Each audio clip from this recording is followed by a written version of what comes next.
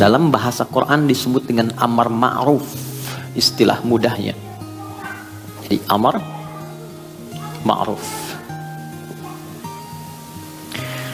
meninggalkan segala yang buruk, yang tidak ideal, yang dilarang, disebut dengan nahi mungkar, istilahnya. Nahi mungkar. Jadi kebaikan itu singkatnya cuma dua.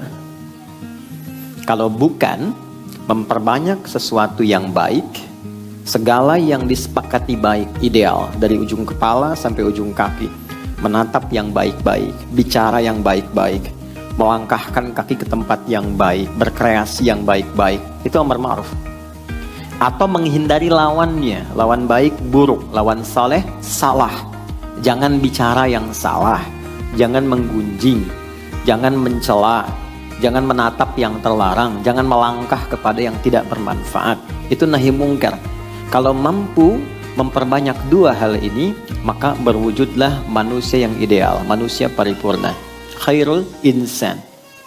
Kalau kompak sama-sama mewujudkan itu, kita belajar untuk kompak saling mengingatkan, menjadikan keluarga, kemudian menata kepada arah-arah yang baik, mengajak untuk berjamaah pada kebaikan, maka berubah dari pribadi, personal kepada komunal. Kelompok yang menyatu mengerjakan satu hal disebut dengan umat namanya. Kalau umatnya jadi baik, umat musyawarah, menghimpun teman-teman, saling berbagi, saling mengingatkan, saling mengajak kepada kebaikan, maka dia berubah dari kebaikan personal menjadi kebaikan komunal, jadi khairu ummah. Ya, Quran surah ketiga ayat ke-110, kuntum khaira ummah. Modalnya apa? Ini. Kuntum khaira ummatin ukhrijat linnas ta'muruna bil ma'ruf wa tanhauna 'anil munkar. Nah, pelan-pelan kita beraktivitas kan ada waktunya ya. Ya kan? Sehari akumulasi jadi pekan, pekan akumulasi jadi bulan, bulan akumulasi jadi apa? Tahun. Setahun berapa bulan? 12. Desain 12 bulan ini itu ketetapannya langsung dari Allah. Jadi manusia nggak bisa menambah atau mengurangi jika tidak terjadi keseimbangan dalam pembagian waktu. Desain pembagian waktu, kata Allah, sejak aku mencipta langit dan bumi, aku bagi setahun 12 bulan. Baik. Nah, dari 12 bulan ini yang paling menarik, diminta kita mengoptimalkan semua potensi kebaikan yang ada di dalam diri kita, dari ujung kepala sampai ujung kaki. Bahkan nanti ada ayat-ayat lain mengeksplor kita, kalau engkau ingin sukses, optimalkan potensi itu. Ya, ikhtiar yang kuat, bangun tawakal kepada Allah yang tinggi. Fa idza faraghta fanfad wa ila rabbika farghab. Jadi kalau ikhtiar kita diimbangi tawakal, nanti satu, memutus kekecewaan karena tahu qadar. Mungkin Allah menetapkan jalan yang terbaik di balik ini semua, ya kan?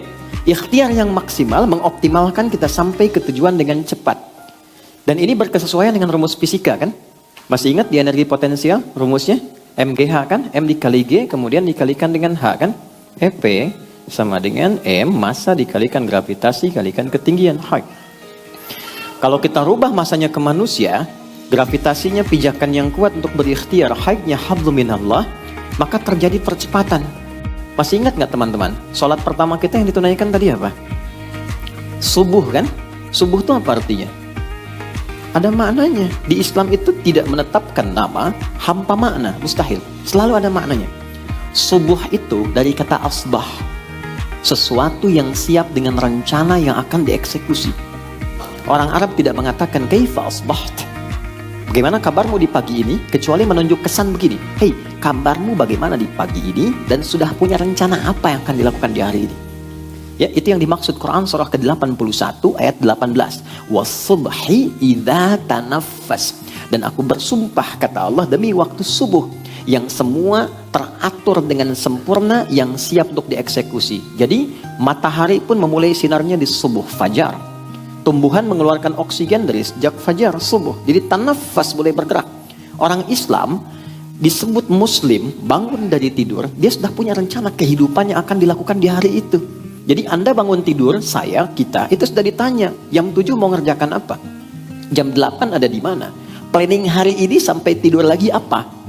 Nah, rencana yang telah kita ukur itu, Dan kita siapkan, sebelum kita kerjakan dieksekusi, kita mau menghadap Allah lewat skema sholat. Makanya ada sholat subuh. Kita mintalah dalam sholat supaya rencana ini dimudahkan, disepakati, dan dibimbing oleh Allah agar hasilnya optimal. Ini yang menjadikan para sahabat dulu beraktivitas tuh ke masjid dulu. Nanti pulang dari pekerjaan, ke masjid lagi mampir, baru ke rumah. Karena itu aura yang dibawa ke rumah itu auranya aura masjid. Dan masjid kan tenang.